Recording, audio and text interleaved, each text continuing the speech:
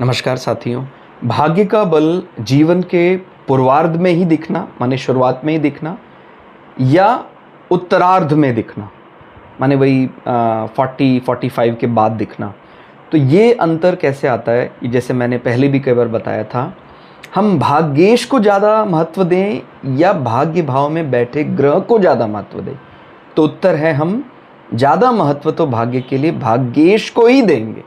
माने यदि नवमेश जो है, नवम भाव का जो स्वामी है, वो नवम भाव में बैठा है, केंद्र में बैठा है, लक्ष्मी त्रिकोण केंद्र में बैठा है, तो ये जीवन के पूर्वार्ध में शुरुआत से ही आपको भाग्य का बल दिखाई देने लग जाएगा। और अगर स्वराशि तो आप समझ रहे हैं, लक्ष्मी त्रिकोण का मतलब होता है कम मेहनत में ज़्यादा प्राप्ति, और जो विष्णु हाउस है उसमें एफर्ट लगाने के बाद यश मान सम्मान बहुत होता है। तो ये अंतर आपको पता होगा, नहीं तो इसको स्पष्ट समझना चाहिए कि केंद्र में जो बैठा ग्रह है उसमें थोड़ी मेहनत करने के बाद मान सम्मान ज़्यादा होता है, और जो ये लक्ष्मी त्रिकोण है इनमें प्राप्ति तो आसानी से होती है, लेकिन इसमें यश कंपैरेटिवली तुलनात्मक दृष्टि से ये यश के लिए कम है, स्मूथ लाइफ के लिए ज़्यादा है। तो आपको ये अंतर समझ में आ रहा है।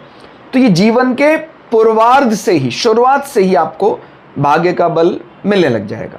अब बात करें यदि इस भाव में कोई उच्च का ग्रह बैठा है, हम स्वयं अभी नवमेश की बात नहीं कर रहे हैं, वो नवम भाव में कोई ग्रह उच्च का बैठा है, तो फिर वो माने उत्तरार्ध में वही 40 प्लस के बाद उसको भाग्य का जो साथ है वो किसी कारण से प्राप्त होता दिखाई देता है।